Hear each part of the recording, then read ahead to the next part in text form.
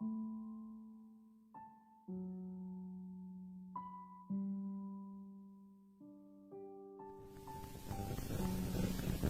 bersyukur kepada Tuhan. Sebenarnya yang kita peringati pada hari ini adalah Yohanes 3:16, di mana dikatakan karena demikian Allah mengasihi isi dunia ini sehingga dikaruniakannya anaknya yang tunggal itu, supaya barang siapa yang percaya kepadanya tidak binasa, melainkan beroleh hidup yang kekal. Barang siapa yang percaya kepadanya, siapa saja yang percaya kepadanya, siapa saja termasuk kita semua yang berhimpun di sini, apapun latar belakang saudara, suku, agama saudara, berita bagi saudara, Allah Bapa mengasihi saudara dan Dia tidak ingin saudara binasa. Dia mau supaya saudara sampai kepada hidup yang kekal.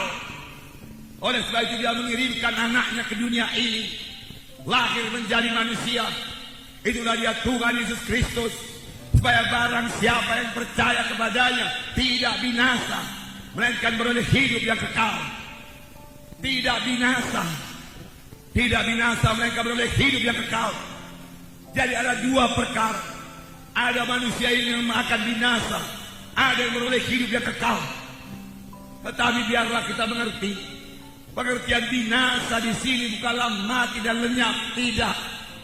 Binasa maksudnya di sini hukuman yang kekal. Tidak 100 tahun, tidak 200 tahun, tidak 1000 tahun. Tidak ada tertulis dalam Alkitab sesudah manusia ini 1000 tahun dihukum dalam neraka, kemudian Tuhan murah menyucikannya lalu kembali ke sorga. Tidak ada. Sekali neraka tetap neraka selama-lamanya. Inilah yang disebut binasa.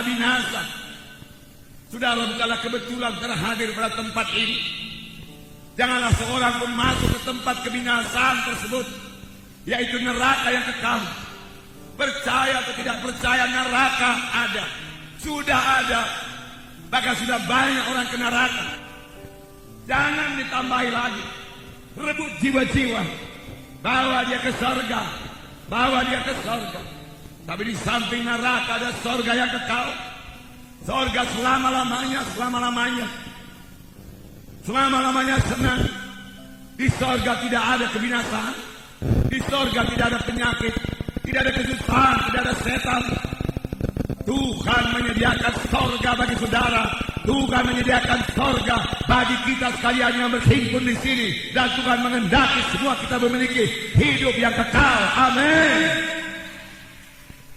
Karena firman Tuhan berkata, tidaklah ia gemar seorang pun binasa, tetapi supaya sekaliannya sampai kepada pertobatan. Tuhan tidak suka seorang pun ke neraka. Neraka diciptakan bukan untuk tempat manusia. Neraka diciptakan untuk tempat setan. Tetapi pengikut-pengikut setan, orang-orang berdosa yang tidak mau bertobat, yang cinta kepada dosanya, yang cinta kepada kegelapan, yang cinta kepada kuasa-kuasa kegelapan, tidak akan mewarisi hidup yang kekal, tapi beroleh hukuman yang kekal. Jadi yang kita peringati pada hari ini, Yohanes 3:16 digenapkan Tuhan. Firman Tuhan berkata, sebagai anak-anak Tuhan bahkan kita harus mengetahui dengan pasti apakah kita sudah selamat atau belum, apakah kita sudah lahir baru atau belum. Dan kita harus mengetahui dengan pasti kalau kita mati kemana. Kalau kita mati sebagai anak-anak Tuhan, firman Tuhan berkata kita ke surga, di bawah Allah bersama-sama dengan Dia. Kalau kita hidup dalam Tuhan dan mati dalam Tuhan.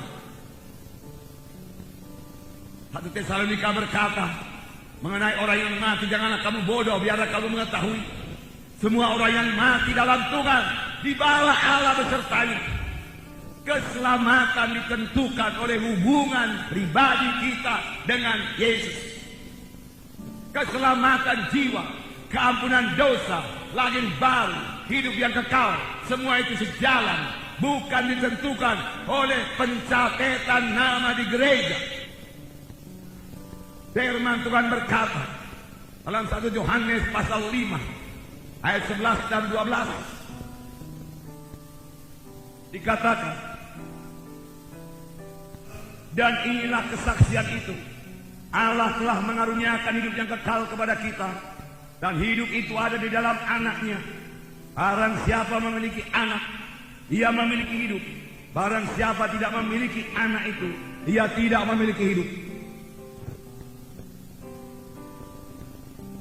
Semuanya yang dituliskan kepadamu supaya kamu yang percaya kepada nama anak Allah itu tahu ataupun mengetahui bahwa kamu memiliki hidup yang kekal. Di sini dikatakan, inilah kesaksian itu. Allah telah mengaruniakan hidup yang kekal kepada manusia ini. Tetapi siapakah yang selamat? Siapakah yang menerima karunia itu? Di sini dikatakan, barang siapa memiliki anak. Anak ditulis dengan huruf besar. Maksudnya bukan keturunan. Bukan maksudnya barang siapa yang memiliki keturunan dia memiliki hidup yang kekal. Tidak. Maksudnya di sini barang siapa yang memiliki Yesus, ia memiliki hidup yang kekal.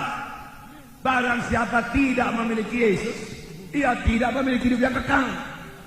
Rasul Yohanes berkata, supaya kamu mengetahui bahwa kamu sudah beroleh hidup yang kekal, yaitu kamu yang percaya kepada nama Anak Allah Yesus Kristus. Supaya kamu mengetahui. Sidang pertama, semua mengetahui dengan pasti bahwasanya dia beroleh hidup yang kekal. Itu sebabnya kepada sidang pertama, mati martir tidak menjadi persoalan. Dia tahu kalau dia mati martir, itulah dia berjumpa dengan Tuhan dan Juru Selamat. Kehidupannya tidak akan berhenti. Kehidupan saudara juga tidak akan berhenti. Barang siapa yang memiliki Yesus, dia memiliki hidup. Barang siapa tidak memiliki Yesus, dia tidak memiliki hidup yang kekal.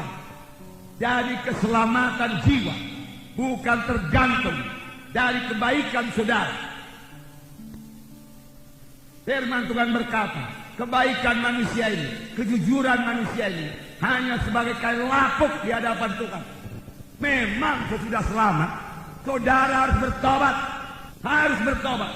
Dan sesudah kita selamat, yaitu sesudah kita menerima Yesus sebagai Tuhan dan Juru Selamat kita sanggup melawan dosa itu. Mengapa? Karena kita tidak sendiri lagi. Ada Yesus dalam hati kita. Kita tidak sendiri. Ada Yesus dalam hati kita. Amin, saudara. Ada Yesus dalam hati kita.